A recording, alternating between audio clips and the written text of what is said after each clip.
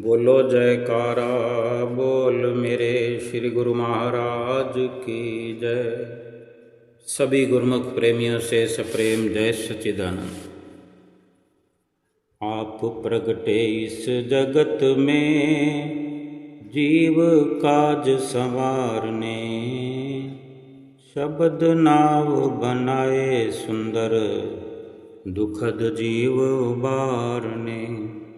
तुझ आगे अरदास हमारी जियो पिंड सब तेरा, कह नानक सब तेरी वड्याई कोई नाम न जाने मेरा।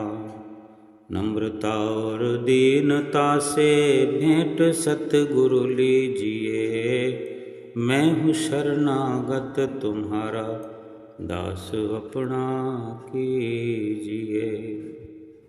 प्रेमी के मैं कर बिकूं ये मेरा उसूल, चार मुक्ति दूं ब्याज में दे न सकूं मोल।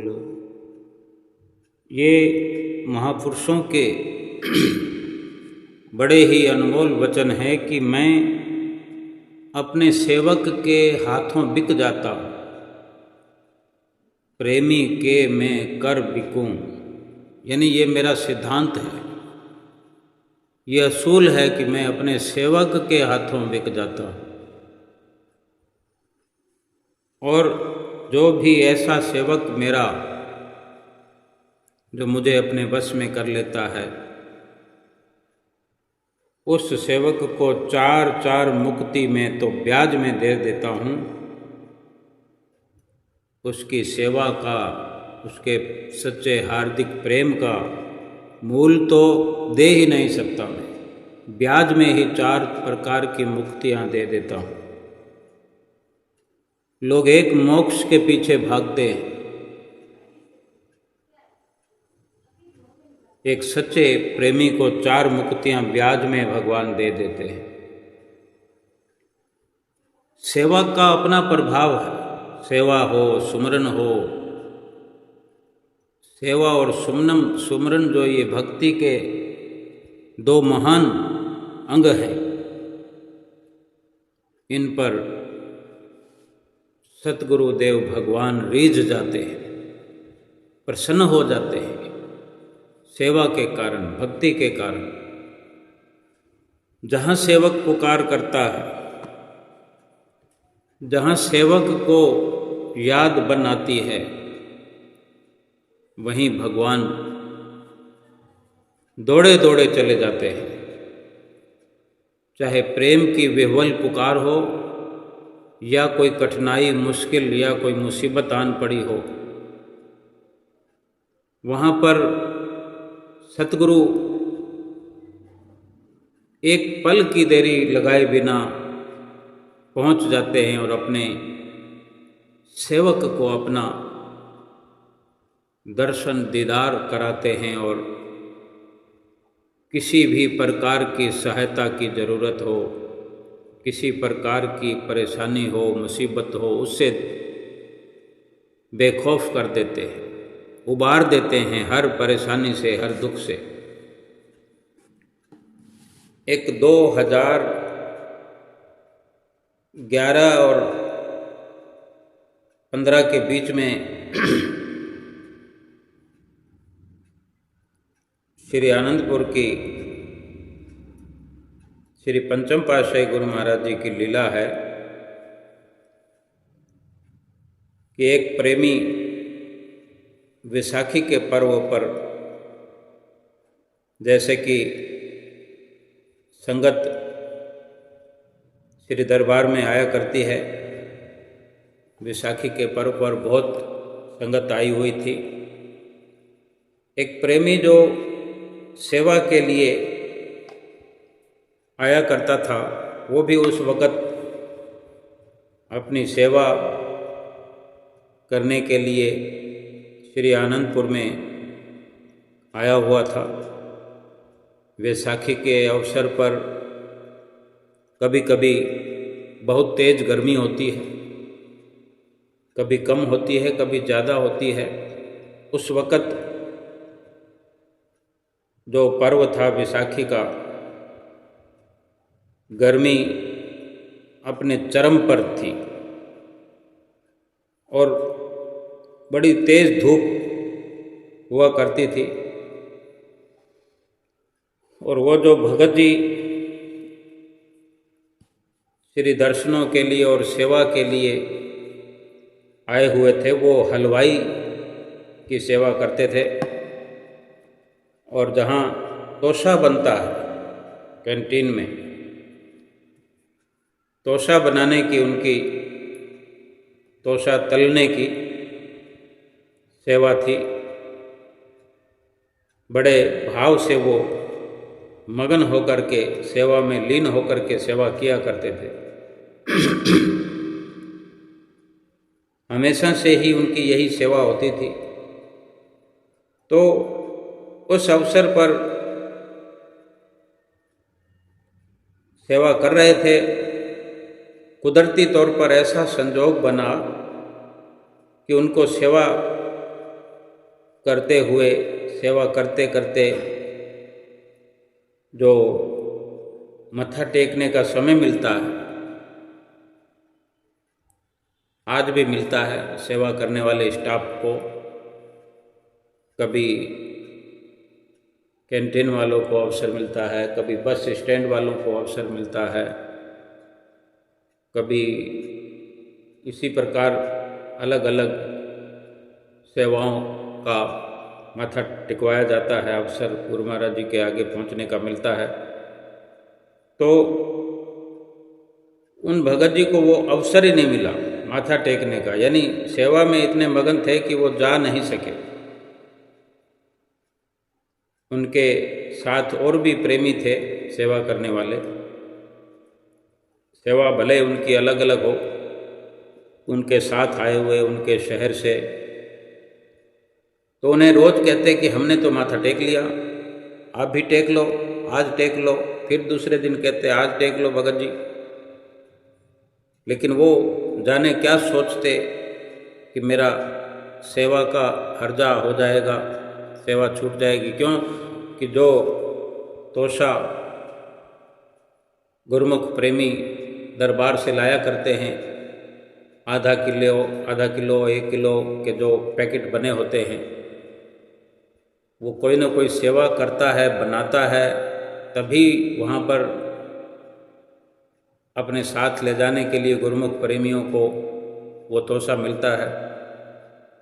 तो रोज़ की इतनी लागत हो जाती कि सारा का सारा तोशा गुरुमुख प्रेमी खरीद लिया करते थे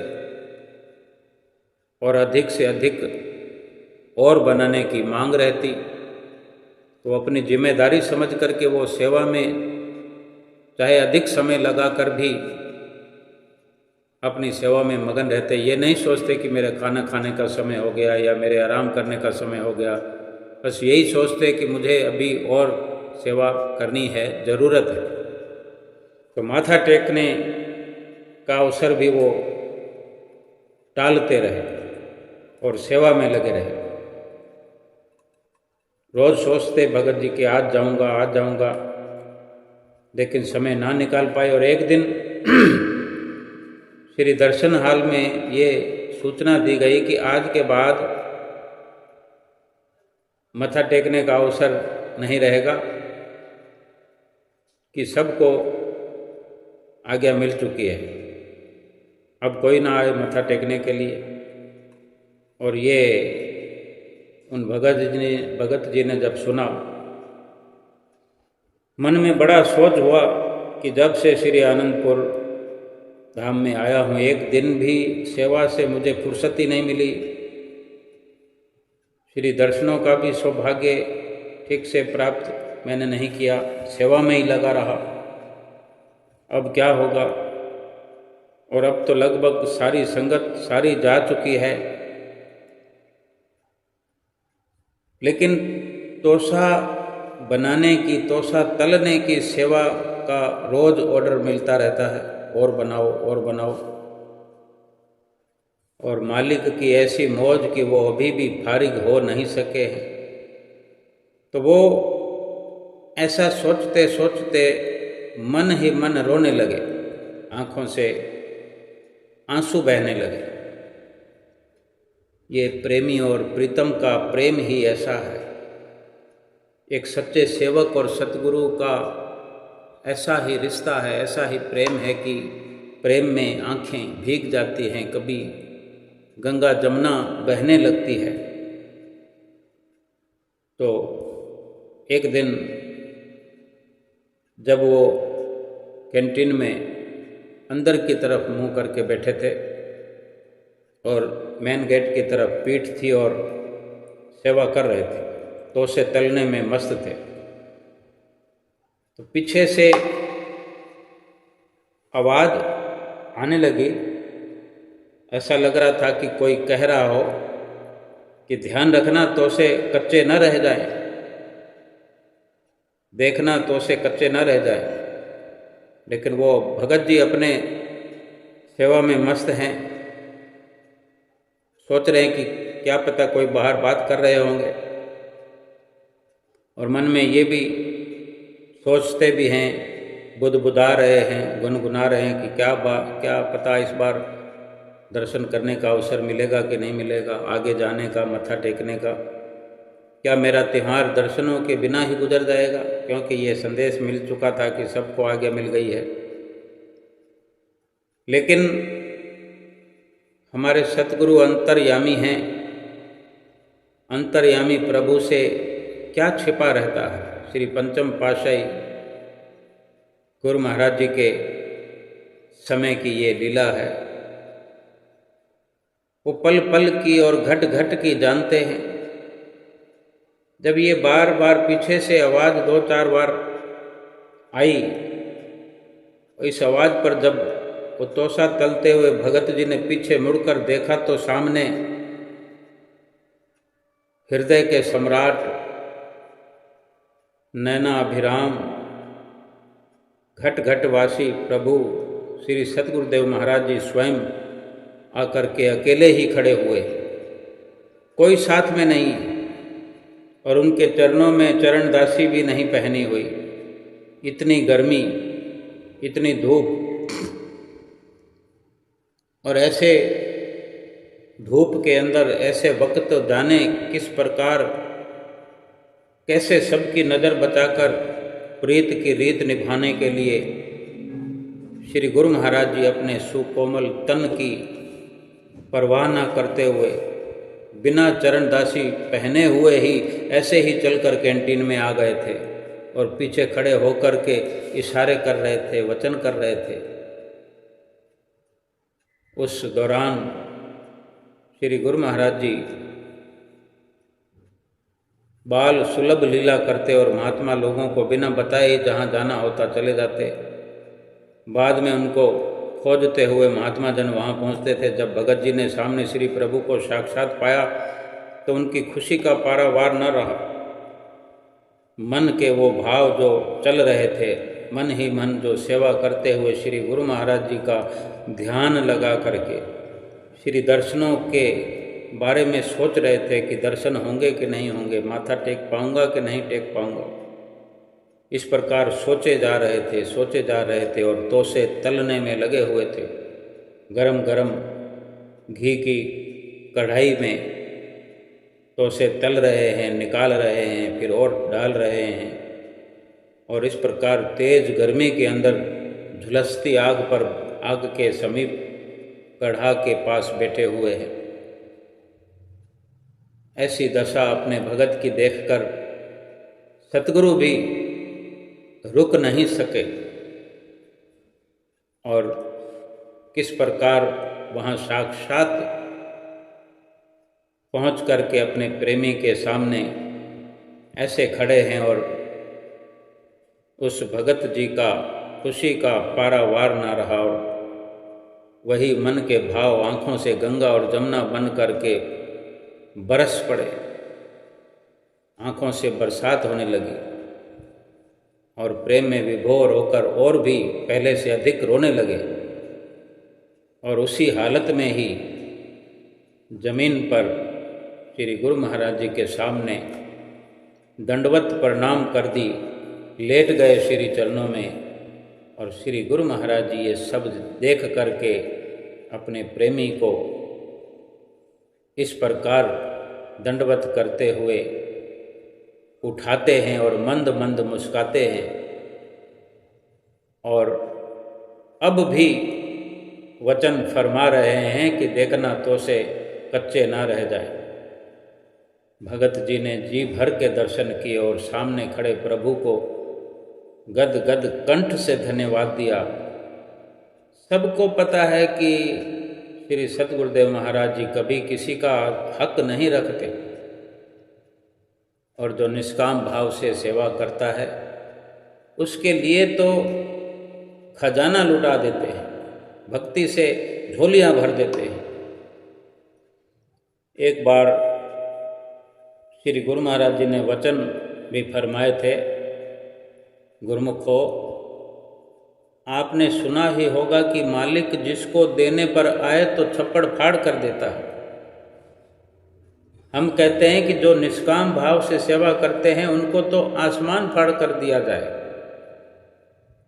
यही भाव आज सामने पूर्ण करने वो आए थे, और इतने में पीछे पीछे श्रीमान महात्मा जी हाथों में श्री चरण दासियाँ उठाए श्री गुरु महाराज जी को ढूंढते हुए वहाँ आ पहुँचे, और सामने का नज़ारा देखकर गद गद हो गए वो भी। महात्मा जी ने श्री गुरु महाराज जी को तुरंत चरण दासियाँ पहनाई कि इतनी धूप में, इतनी गर्मी में ऐसे अपने प्रेमी को दर्शन देने के लिए पहुँचे। कोई रीत नहीं, कोई रिवाज नहीं, सब कुछ छोड़ करके, सब प्रकार के नियम कायदे ताक पर रखकर तभी ये वचन लिखने में आते हैं कि प्रेमी के मैं कर बिकूं ये मेरा असूल, चार मुक्ति दूं ब्याज में दे न सकूं मूल। भगवान के बारे में, सतगुरु के बारे में ऐसा सुन कर के हमें अचंभा हो सकता है। क्या भगवान से भी बढ़कर कोई है इस दुनिया में? लेकिन भगवान तो कह रहे हैं कि मैं तो प्रेमी के हाथों बिक जाता हूँ। क्या प्रेमी अपने प्रीतम को अपने वश में कर सकता है, अपने प्रीतम को खरीद सकता है?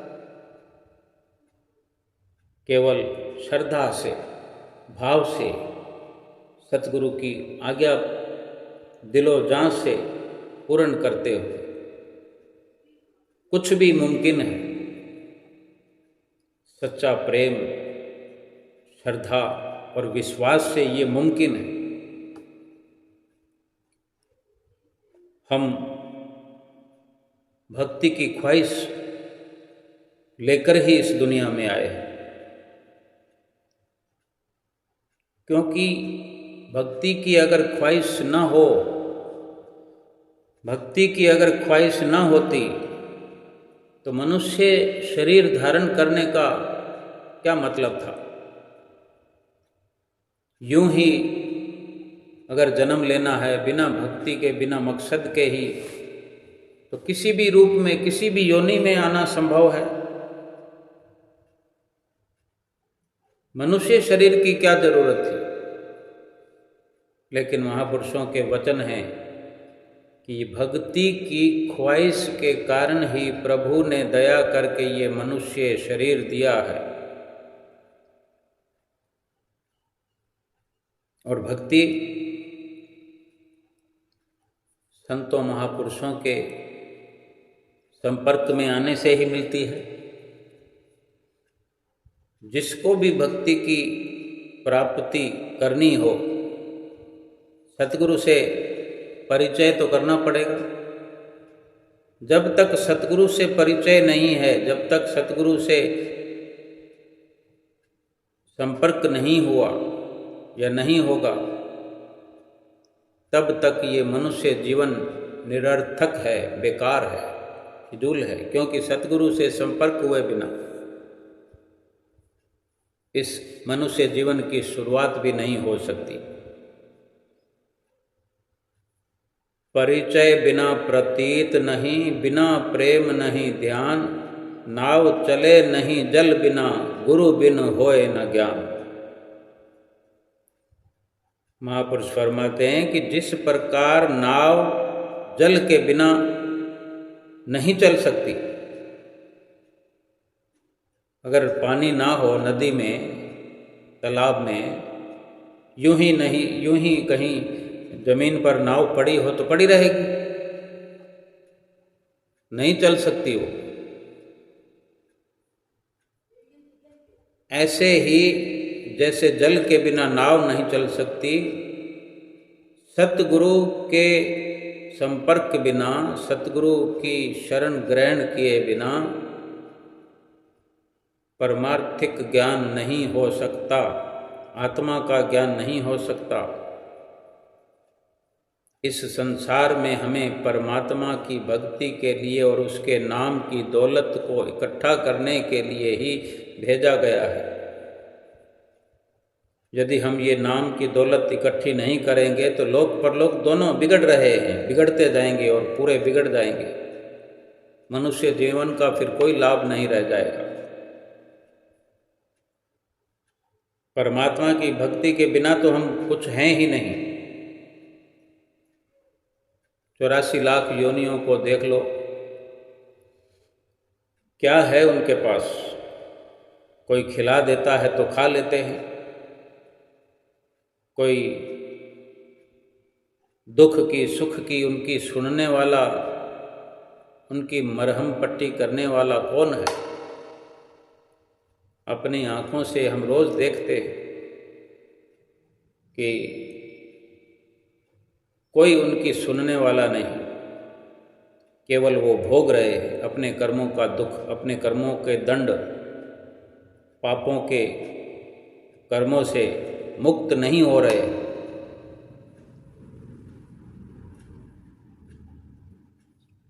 परमात्मा की तो बहुत दूर की बात है कि वो परमात्मा की भक्ति करेंगे या नहीं करेंगे। वो अपने शरीर की भी सुध नहीं ले सकते, अपने शरीर की भी उन्हें खबर नहीं है, अकल नहीं है, बुद्धि नहीं है। आत्मा तो दूर की बात है। क्या आत्मा है, क्या परमात्मा है, क्या भक्ति है, क्या सेवा है, क्या सिमरन है, कौन बताएगा? ना वो बोल सकते हैं, ना सुन सकते हैं, ना कुछ समझ सकते हैं। बस कुदरती उन्हें अपना भरण पोषण करने का भी जो कुछ मिल जाता है, प्रारब्ध के अनुसार जो व्यवस्था प्रभु ने की रखी होती है, उसी के आधार पर उनका जीवन चलता रहता है। ना कुछ फरियाद कर सकते, ना अपील कर सकते हैं, ना कोई दलील दे सकते हैं। लेकिन मनुष्य तो संपन्न है, पुकार कर सकता है, सतगुरु से मिलाप कर सकता है, नाम की प्राप्ति करके नाम को जप सकता है, नाम की दौलत इकट्ठी कर सकता है, अपने लोक और परलोक दोनों संवार सकता है। लेकिन अगर भूला रहे भक्ति से, नाम की प्राप्ति करके भी नाम की कमाई न करे, फिर मनुष्य जीवन का तो कोई लाभ नहीं है। कोई भी जीवन मिल जाता। इतनी कृपा जो प्रभु ने, परमात्मा ने की है इस जीव पर, वो यूं ही नहीं की है। इस जीव की स्वयं की पुकार भी थी और परमात्मा की दया भी हुई है, पुकार को सुना गया। और ये बहुत बड़ी कृपा परमात्मा की इस जीव पर हुई। अगर हम भक्ति न करें मनुष्य जन्म पाकर, भक्ति के बिना तो हम भी कुछ नहीं है। हमारे में और 84 लाख योनियों में कोई फर्क नहीं है। बेशक हम नाम को भूल जाएं, सतगुरु की भक्ति को भूल जाएं, फिर भी उनकी दृष्टि हर पल हर क्षण हमारे कर्मों और हमारे ऊपर तो सदैव बनी हुई है कि अगर हमें मनुष्य जीवन मिला है तो अपने कर्तव्य को समझे। और कर्तव्य क्या है, एक इंसान का कर्तव्य क्या है, गुरुमुख का कर्तव्य क्या है, हमें समय समय पर महापुरुष समझाते रहते हैं। हम सत्संग में सुनते हैं, सतगुरु के वचनों में सुनते हैं, अक्सर हमें समझाया करते हैं। 10 जून को भी, 10 जून राज तिलक के अवसर पर भी श्री गुरु महाराज जी ने जो मुखारविंद से वचन फरमाए, गुरुमुख प्रेमियों ने सुने होंगे, किसी न किसी माध्यम से वचनों की खनक गुरुमुखों के हृदय में हुआ करती है, हुई होगी। फिर से समझ सकते हैं, सुन सकते हैं कि जब दर्शन खुले हुए थे, श्री गुरु महाराज जी के आगे जब माइक रखा गया, यही वचन श्री गुरु महाराज जी ने सर्वप्रथम फरमाए कि गुरुमुखों, आप लोग श्री आनंदपुर दरबार के सेवक हैं।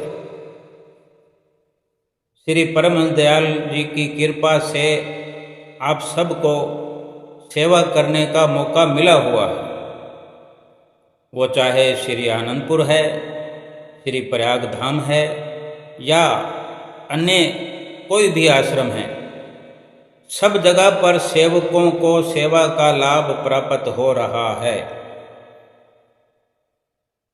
श्री परमहंस दयाल जी की कृपा से सब जगह आश्रम बने हुए हैं। सेवक का धर्म क्या है? सेवा करना। आप सब गुरुमुख सेवा में लगे हुए हैं। गुरुवाणी का वचन उच्चारण किया श्री हुजूर गुरु महाराज जी ने कि सेवा करत होए निहकामी, तिसको होत परापत स्वामी। सेवा एक मुख्य अंग है। इस संसार में मनुष्य का जन्म लेकर फिर सतगुरु की शरण पाकर, सतगुरु का होकर, श्री दरबार का होकर, श्री दरबार का सेवक हम कहलाते हैं। श्री गुरु महाराज जी ने अपने मुखारविंद से बार बार फरमाया है, एक बार नहीं अनेक बार फरमाया कि आप श्री आनंदपुर दरबार के सेवक हैं। आपको सेवा करने का मौका मिला हुआ है। अब हम ये विचार करें कि हमारा कर्तव्य कितना दृढ़ होना चाहिए, कर्तव्य निष्ठ होना पड़ेगा हमें, कि हमसे उम्मीद करते हैं हमारे श्री गुरु महाराज जी, हमें सेवक का दर्जा देते हैं और हमने अपने जीवन में अपने कर्तव्य को समझना है कि हमारा कर्तव्य श्री दरबार की सेवा को शिरोधार्य करके निष्काम सेवा करनी है। गुरुवाणी का कथन जो श्री गुरु महाराज जी ने अपने मुखारविंद से फिर एक बार किया कि सेवा करत होए निहकामी।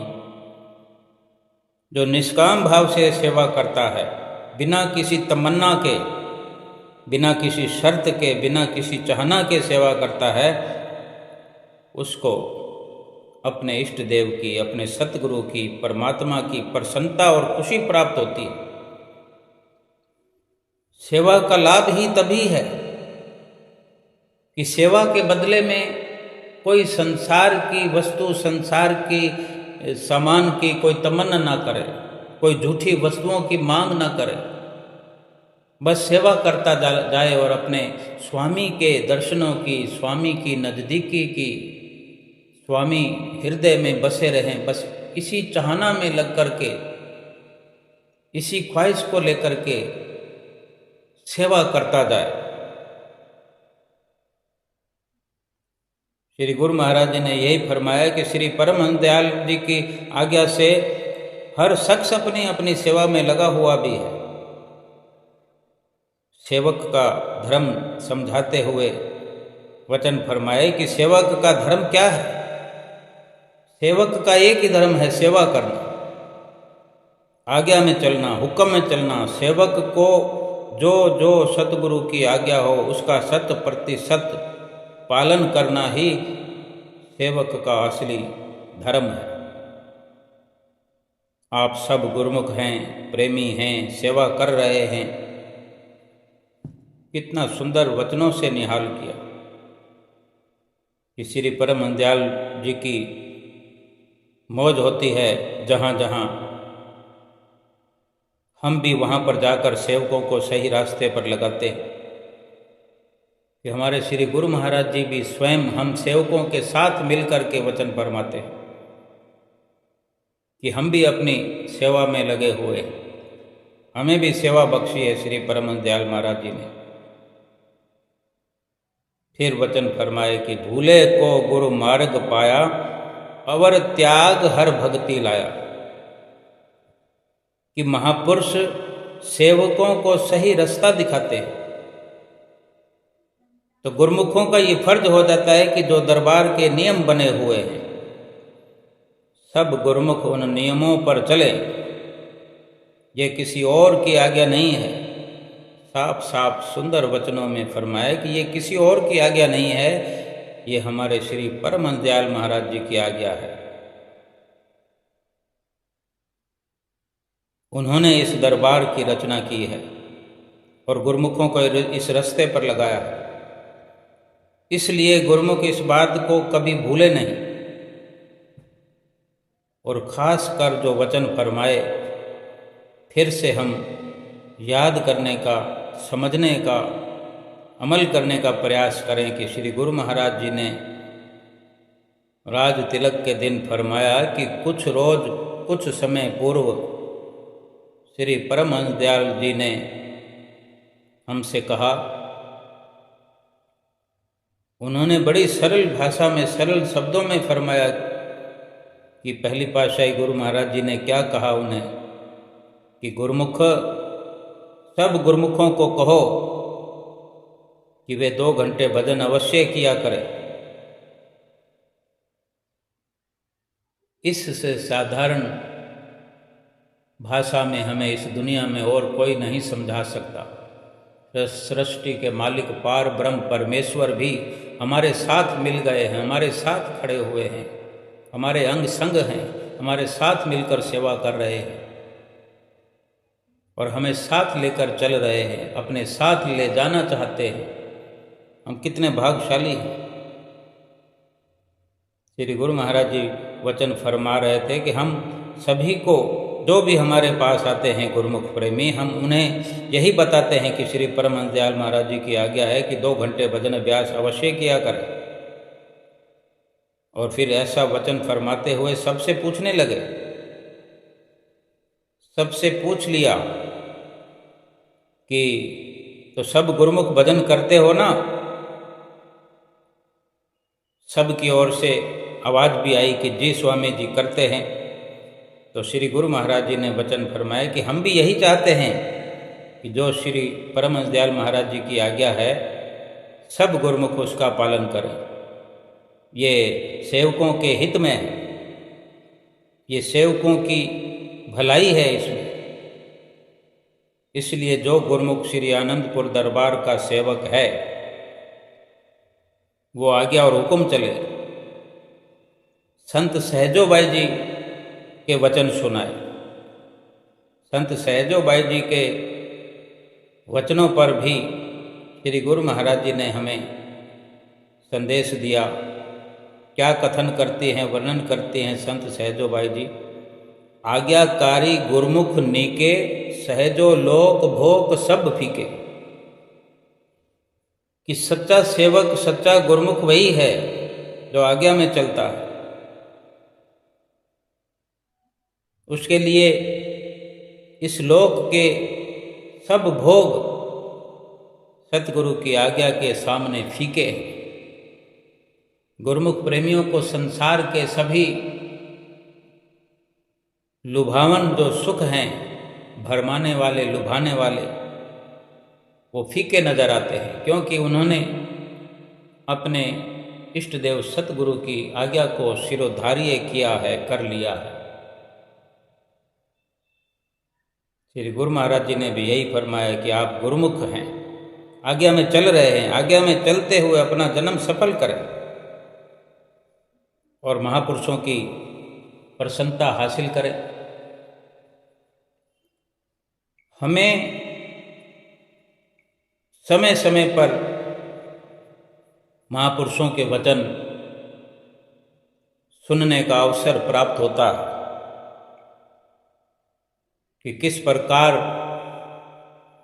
श्री परमहंस दयाल महाराज जी ने श्री आनंदपुर दरबार की ये अनुपम रचना रचाई है, अलौकिक रचना रचाई है।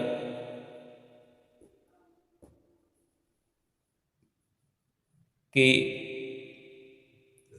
हम गुरुमुख प्रेमियों का ये लोक और परलोक सुहेला हो जाए। श्री दरबार में आकर गुरुमुख प्रेमी अपने सतगुरु का दर्शन पाते हैं। सतगुरु की शरण संगति में कुछ दिन रहकर, जैसे कि गुरुमुख प्रेमी किसी भी पर्व पर किसी भी प्रकार से श्री गुरु महाराज जी के सानिध्य में पहुंच करके रोज नित्य प्रति दर्शन करते हैं, रोज नित्य प्रति सत्संग सुनते हैं। उनकी संगत सोहबत का भरपूर असर होता है। भीतर ही भीतर अपने अंदर परिवर्तन होता हुआ देखते हैं। यही तो लोक को सुहेला करना है। जब भीतर परिवर्तन होता है तो यही संकेत प्राप्त होता है, यही इशारा प्राप्त होता है कि संसार के रस भोग जो हैं फीके फीके से नजर आते हैं। जिसको परम पिता परमेश्वर का प्यार मिल जाए, प्रेम मिल जाए, शरण संगति मिल जाए, भला वो संसार की संगत में रहकर क्या करे? संसार में रह कर के हर वक्त सतगुरु के ध्यान में, सतगुरु के ख्याल में खोया रहेगा, क्योंकि वो सतगुरु का ध्यान, सतगुरु की संगत, सतगुरु के वचन सुख देने वाले हैं, आत्मा को सुखी बनाने वाले हैं। और अगर आत्मा सुखी है तो ये शरीर भी सुखपूर्वक व्यतीत होता है। ये शरीर भी इस जीवन में बड़े अच्छे से शरीर का निर्वाह भी होता रहता है, क्योंकि अगर असल मालिक स्वस्थ है, हष्ट पुष्ट है, तो ये शरीर तो एक नौका है। इसका भी हर वक्त इसका मालिक ख्याल रखता है और इसको तंदुरुस्त रखता है, क्योंकि इस शरीर से भक्ति की प्राप्ति करनी है, नाम की कमाई करनी है। आम संसारी लोग इस शरीर को इसलिए खिलाते पिलाते हैं कि वो समझते हैं कि ये जन्म जो है खाने पीने के लिए मिला है, मौज मस्ती के लिए मिला है। लेकिन गुरुमुख प्रेमी शरीर की जितनी भी सेवा करते हैं वो इसलिए करते हैं कि इससे असली काम लेना है। शरीर से जो असली काम लेना है वो यही है कि मालिक की भजन बंदगी करना। शरीर से परिवार का पालन पोषण करना, शरीर से मेहनत करके धन कमाना, महल माड़ियाँ बनाना, यानी शरीर की जो भी संसार के अंदर रहने की प्रक्रिया है, इसको दुरुस्त बनाने के लिए तो जीव जंतु भी प्रयास करते हैं। ऐसी ऐसी कारीगरी जानवर अपने रहने के लिए करते हैं। न हिंग लगे न फटकड़ी, रंग चोखा ही चोखा। कुत्ते अपने पिल्लों के लिए जमीन के अंदर ऐसी व्यवस्था करते हैं, कुछ भी खर्च नहीं आता, और ऐसी परवरिश अपने बच्चों को देते हैं क्या व्यवस्था कुदरत ने की है सबके लिए, लेकिन ये इंसान है कि समझता ही नहीं है। सबसे सर्वश्रेष्ठ ये मनुष्य जीवन है। सबसे श्रेष्ठ व्यवस्था मनुष्य के लिए की है कि अपना भला बुरा हर प्रकार से वो सोच समझ सकता है। लेकिन अगर वो पशु तुल्य कार्य करता रहे, पशुओं के जैसा व्यवहार इस दुनिया में करके चला जाए इस संसार से और हाथ पल्ले कुछ ना पड़े, कितने दुख की बात है।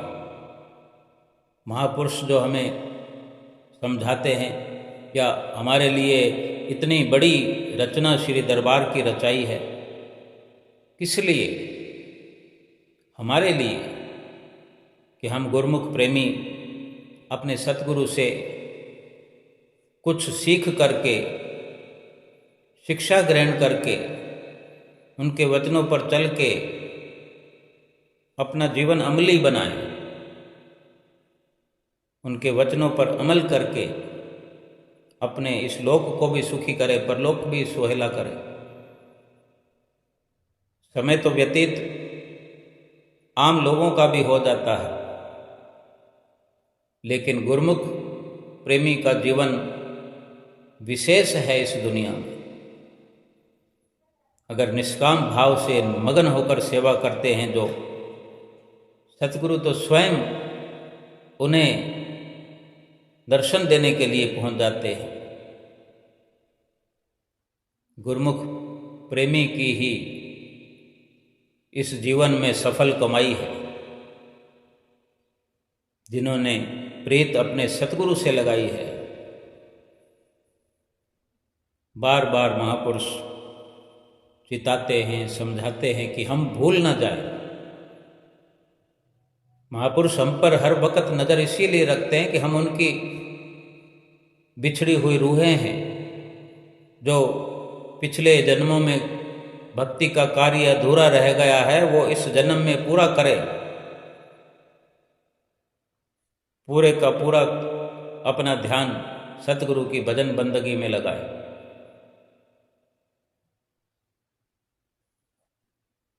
ये जन्म यूं ही गंवाने का नहीं, ये मौका, ये मनुष्य जन्म दोबारा हाथ आने का नहीं, ये अनमोल जीवन है,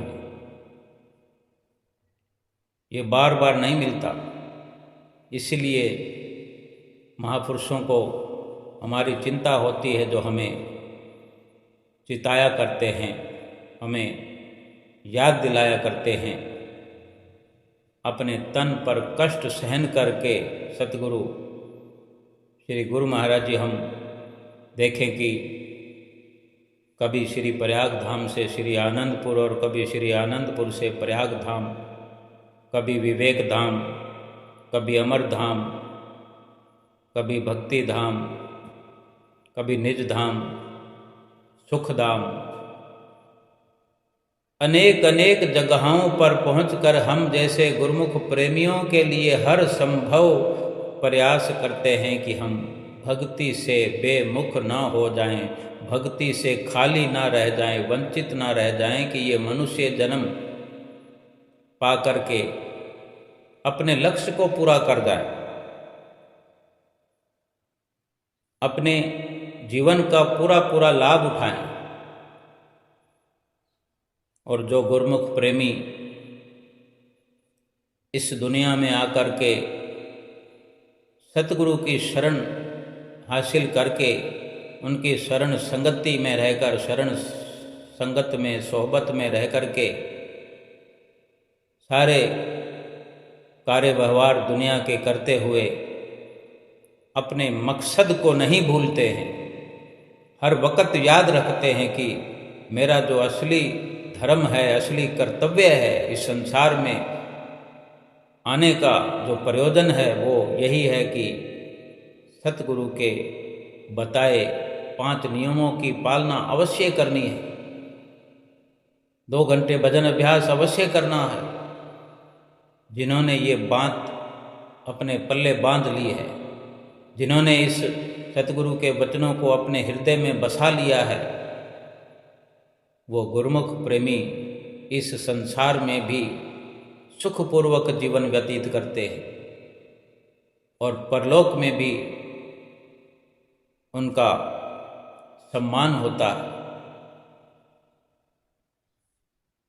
और सतगुरु की प्रसन्नता मिलती है, परमात्मा की खुशी मिलती है, जीवन का लक्ष्य पूरा हो जाता है। गुरुमुख प्रेमियों से कभी भी पूछ लिया जाए तो वाह वाह की आवाज़ उनकी जुबान से आती है कि मेरे सतगुरु की कृपा है, मेरे सतगुरु की कृपा से जीवन में आनंद ही आनंद है। और ये बिल्कुल उचित बात है, सच्ची बात है कि जो सतगुरु का ध्यान हर वक्त अपने हृदय में बसाए रखता है, अपने मस्तक पर सतगुरु का ध्यान लगाए रखता है, वो जीवन में कभी भी दुखों को प्राप्त नहीं होता, दुख नहीं उसे सताते। हर वक्त सुख में समाया हुआ, वाह वाह करता हुआ, सतगुरु के गीत गाता हुआ, सतगुरु का हर पल शुक्राना करता हुआ खुशहाल जीवन व्यतीत करता है। जहाँ भी सेवा का अवसर प्राप्त होता है, ये जरूरी नहीं, श्री गुरु महाराज जी ने फरमा दिया अपने वचनों के, जहाँ जहाँ श्री परमहंस दयाल महाराज जी ने आश्रम बनवा दिए हैं, लेकिन सेवा करत होय है नेह कामी तिस को प्रापत स्वामी। सेवा के भंडार तो सतगुरु ने खोल दिए हैं। जो गुरुमुख निष्काम भाव से सेवा करते हैं उसी को भक्ति की प्राप्ति होती है, उसी को प्रभु की प्राप्ति होती है, अपने स्वामी की प्रसन्नता मिलती है। और यही तो जीवन का लक्ष्य है। जिसने अपने सतगुरु की प्रसन्नता हासिल कर ली, जिसने अपने सतगुरु की खुशी प्राप्त कर ली, जिसने अपने सतगुरु के आशीर्वाद को अपने हृदय में बसा लिया, उनके वचनों को जिसने सिर पर धारण कर लिया, उसका ये लोक भी सुखी होता ही है और परलोक भी सुहेला होता है। इसलिए हर गुरुमुख प्रेमी के लिए ये जरूरी है कि 5 नियमों को दृढ़ता से पालन करें। 2 घंटे भजन अभ्यास नित्य प्रति करें। बड़ी आसानी से हर गुरुमुख प्रेमी कर सकता है। प्रयास करने से अवश्य सफलता मिलती है। जो इन 5 नियमों को और 2 घंटे भजन अभ्यास को अपने जीवन का मुख्य अंग समझता है, उन्हें श्री परमहंस दयाल महाराज जी की ओर से पूरी शक्ति प्राप्त होती है, पूरा आशीर्वाद प्राप्त होता है और बड़ी आसानी से 5 नियमों की और 2 घंटे भजन अभ्यास की वो पालना करने में सफल होता है और जीवन के लक्ष्य को हासिल कर लेता है, आत्मा का कल्याण कर लेता है। बोलो जयकारा बोल मेरे श्री गुरु महाराज की जय।